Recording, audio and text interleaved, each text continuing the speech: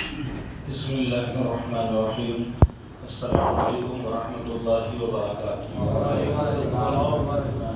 اللہ تعالیٰ کا بے حد احسان عظیم ہے کہ جس مالک کریم نے ہمیں آج 25واں روزہ رکھنے کی توفیق عطا فرمائی. سامعین کرام، جب عید قریب ہوتی ہے تو ہماری تمنائیں،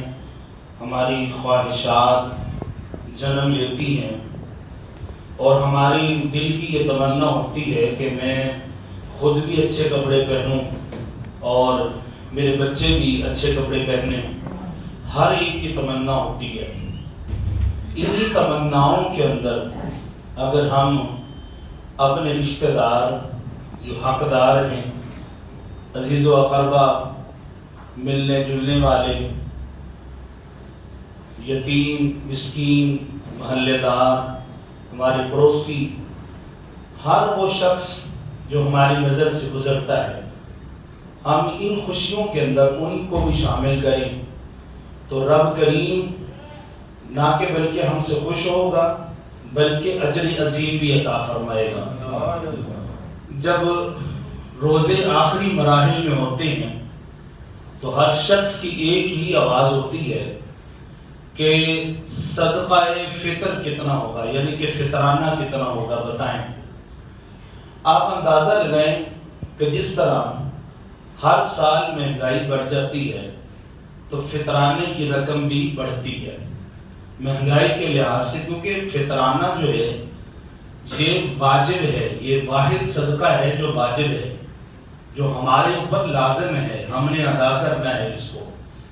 یہ وہ صدقہ ہے جو نبی اکرم صلی اللہ علیہ وسلم، ترمذی شریف کی حدیث پاک ہے،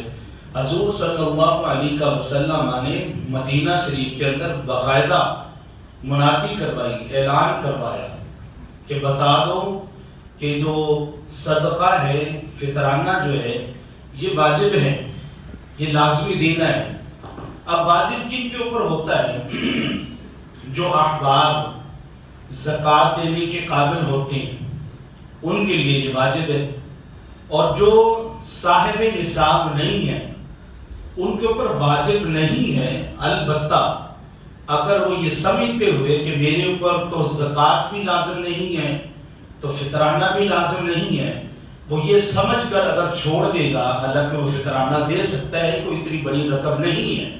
تو پھر وہ گناہگار ہو جائے گا.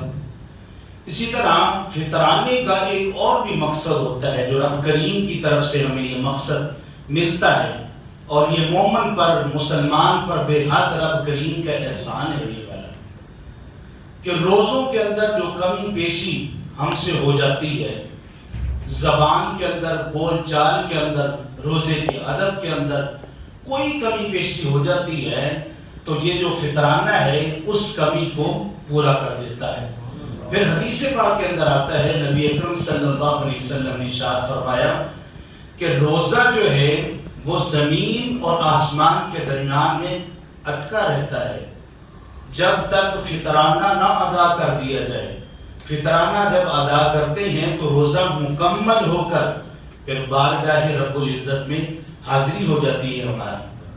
اب یہ جو فطرانہ ہے یہ ہم سوچ میں پڑ جاتے ہیں کہ فطرانہ ہمیں دینا کتنا چاہیے. سب سے کم درجہ جو فطرانے کا ہے جو اس وقت چل رہا ہے وہ 150 روپے ہے فی کس، ایک بندے کا 150 روپیہ. اور اس کی شرائط میں کیا ہے کہ جس نے عید کا دن صبح دیکھ لیا ہے، یعنی کہ عید الفطر کے دن فجر کی نماز اس نے پڑھ لی ہے، تو فطرانہ جو ہے اس پر واجب ہو گیا ہے، لاگو ہو گیا ہے. عید والے دن یا عید سے پہلے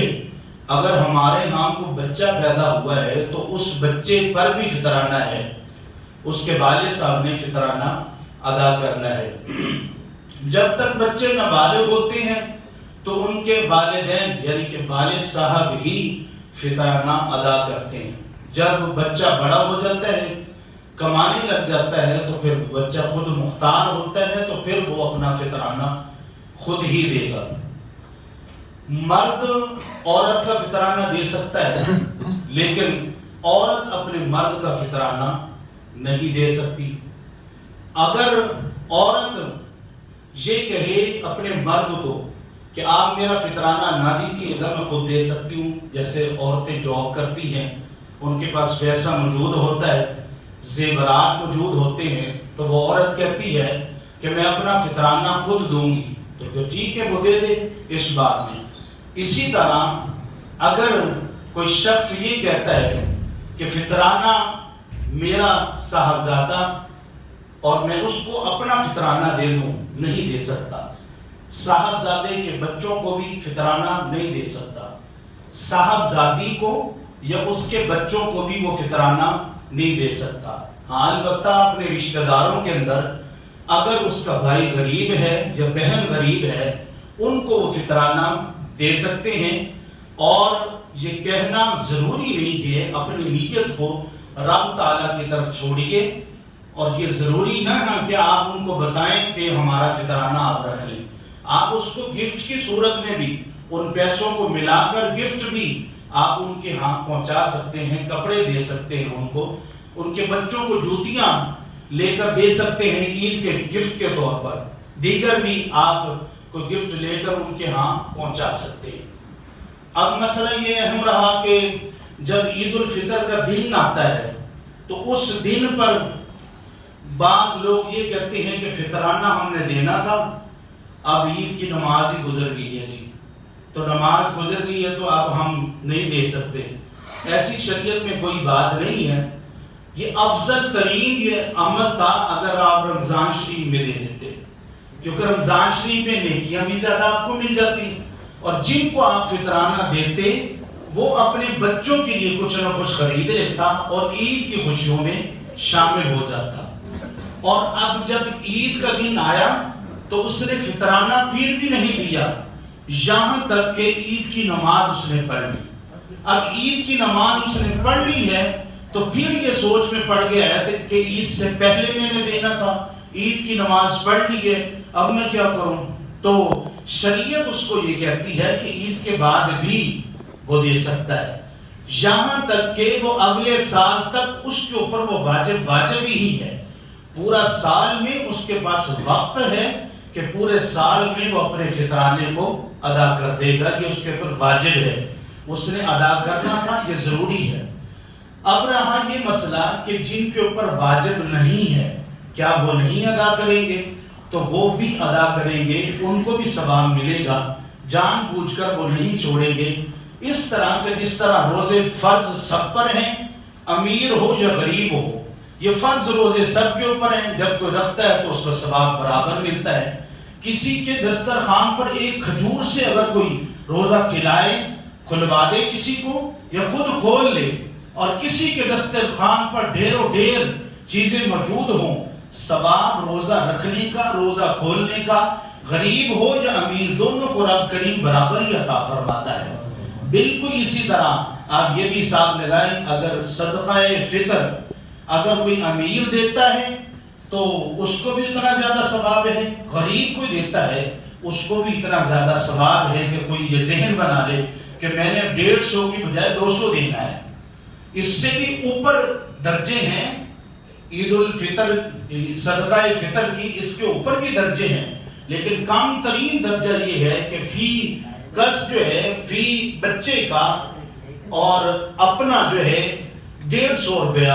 150 کی بجائے آپ کسی کا بھلا سوچیں، 5 افراد اگر گھر کے ہیں تو وہ 1000 روپیہ کسی کو دے دیں، اس کی مٹھی میں دے دیں، اس کو کہیں یہ آپ رکھ لیں،